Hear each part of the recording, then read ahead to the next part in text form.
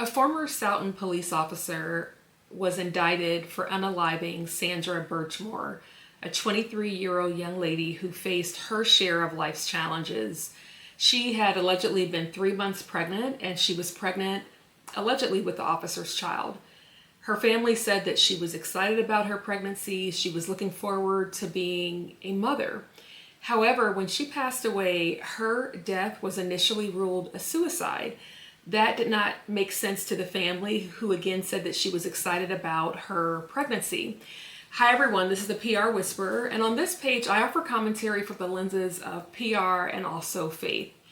Now, the officer who is involved, or who is allegedly involved in her murder, his name is Matthew Farwell, and he's accused of statutory rape, having sexual contact with Birchmore since she was 15 years old. And he's accused of unaliving her and then staging her apartment to look as though she had passed away by suicide. Now, two other officers are accused of having a sexual relationship with Birchmore: Farwell's brother and also another former police officer with that same department. Now, for his part, the officer who allegedly unalived her, his name is Matthew Farwell again, and he was arrested by the FBI SWAT team on Wednesday, August 28th. My intention in talking about this is, one, it's heartbreaking, but two, this situation offers reminders around the importance of all of us seeing all children and young people in our community as belonging to us, whether or not there is a blood relationship, but doing our part to look after the young people and also children who are uniquely vulnerable. Now, the Stoughton Police Department Chief, Donna McNamara, she's the first woman on the job, and she immediately ordered an investigation after Birchwell's 2021 passing. And at a news conference, she announced findings of that investigation, and the news conference happened the following year, so in 2022. And she said all three men, the Farwells and also Robert Devine, violated their oath of office and should have never had the privilege of serving any community. Through a sustained and deliberate combination of lies, deceit, and treachery, they violated the policies and the core values of the police department, not to mention human decency. So again, these were the words of the police chief, Donna McNamara. Now, this is one of those stories that breaks your heart because this young woman had no one to protect her. She was raised by her mother and her grandmother, and both passed away when she was a teenager. Her mother had a long-term illness, and her grandmother passed away suddenly, according to news reports. And, you know, if you have lost a parent, you know the vulnerability and the traumatic nature of that loss. But you know, this young woman, she appeared to be in the world alone. Yes, she had extended family, but a mother is a protector. There's also no mention of her father, and so you wonder, was her father active? But it appears that she was in the world trying to sort things out on her own. News reports also indicate that she suffered from mental health challenges, and she looked to a police program called the Explorers Program as an anchor. You know, she was vulnerable from the start, and she didn't deserve to be exploited, violated, and ultimately unalived. Now, if we consider again the loss of her mother and her grandmother alone, we know that she had to be in a vulnerable place, and loss of this kind is destabilizing for anyone, let alone a young person. We don't know the other things that happened in her life that may have caused trauma, and we don't need to. Again, anyone who's lost a parent knows how triggering and traumatizing that is, even if you're an adult. This young woman was vulnerable from day one, and the officer who's involved, he almost got away with unaliving her. You know, this story raises for me the importance of protecting children and young people. And as I said at the start, all young people and all children deserve protection, whether they are in the womb or whether they are in their teenage years. They don't need less protection just because they can articulate and tell you what they want, or, you know, just because they may have mood swings, or, you know, all young people deserve our protection. And the responsibility for protecting children, it doesn't just rest with the parents. It has to be a communal effort. That's why I think it's important when we think about what we can do. And let's face it, when we hear about stories like this, the thing that comes to my mind and probably comes to your mind is, what can we do in our own communities? And one of the things that I think about is just the importance of being actively engaged, one, with our own family, with our extended family, but also, maybe volunteering at church, especially if you know that you have a pure heart and you're doing your best to live a good life. Volunteer organizations need your help because there's so many young people who have deep wounds and they need a trusted adult to walk beside them. And so if that's you, really think about what you can do in your own community. I think protecting children also means being a safe space for young people, being a safe space to support them as they navigate life's terrains. It means saying something when something seems off. It means, reporting if something seems off, reporting it. And I think that happened in this situation. There was a whistleblower who called the police department and notified the police department of that inappropriate relationship. And so that person did the right thing.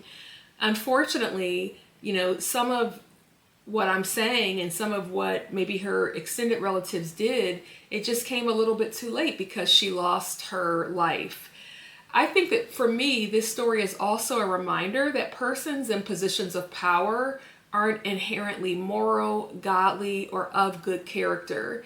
And it's easy to think that when someone is in a position of authority, these gentlemen wore a uniform, that they were safe. Certainly in schools and communities across the country, officers have been accused of abusing their positions of trust and violating the civil rights of young people and others. And, we see numerous complaints in schools of young people of color being harmed by law enforcement. You hear about police officers who body slam students. I don't want to suggest that this is the norm. I don't want to suggest that it happens in every school community because it doesn't. But when these things happen to me, and when I say these things, I'm talking about Sandra Birchmore, I kind of view it as a canary in the coal mine. If a person can abuse one student, they're dangerous to all students. Unfortunately, again, the reporting about these particular officers, it came too late because Birchmore was harmed in the most horrific of ways, as well as her unborn child. But what is concerning to me is that, the exploitation of children, it's happening in a variety of ways. It's happening not just with these kinds of situations, but it's happening in so many ways. The Marshall Project released a report this week that found close to 200 instances of police misconduct involving young people across the country in the program that Birchmore was involved in, which is called the Explorers Program. And that program, I think it was started by the Boy Scouts of America decades ago, possibly in 1974. But as the Marshall Project was doing research, they found that Birchmore is not an anomaly. I also think that a person's gender and race can also make them vulnerable due to the intersections of race, gender, sexism, that kind of thing. The Marshall Project, in reporting about their research, I just want to read you something.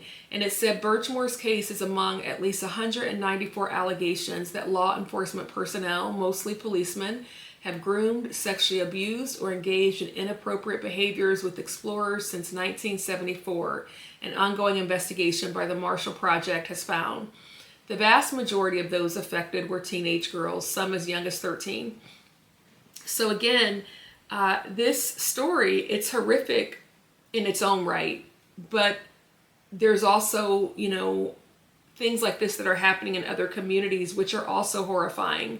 And this says nothing of the violence that a person could experience in their home that might make them more vulnerable to these types of acts.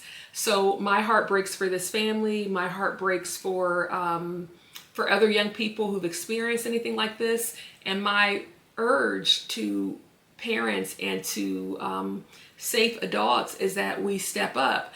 I also believe that, again, it's not just this kind of program where young people are vulnerable. It's all kinds of programs.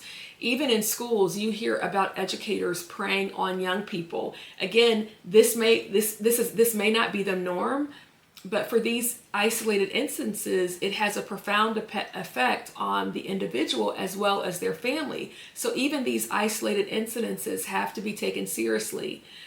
I just want to say that if you're watching this and you or someone you know has been a victim of sexual violence, there's a national sexual resources, let me say this again. There's a National Sexual Violence Resource Center and the National Sexual Assault Telephone Hotline. The number is 800-656-4673. And I'm going to link a few articles that talks a little bit about this, as well as the Marshall Project reporting in the show notes, so you can feel free to check that out. And if you're a parent, if you are a caregiver, if you are just a trusted adult that has a heart for young people and want to be a safe space, I would also recommend this book by Jody Byrne, and it's called Praying the Scriptures for Your Children. And she has several editions of this book. It's for, she has one, Praying the Scriptures for Your Children. She has Praying the Scriptures for Your Teenagers. I think she also has Praying the Scriptures for Your Young Adults. She has another one, Praying the Scriptures for Your Marriage. And so I don't pretend to know it all, but I think that this kind of situation is just a reminder of the importance of being diligent, of watching, and also being prayerful, and hopefully this resource will help you. If you like this content, please be sure to subscribe and share, and you can also leave a positive comment. Take care, and thank you so much for listening.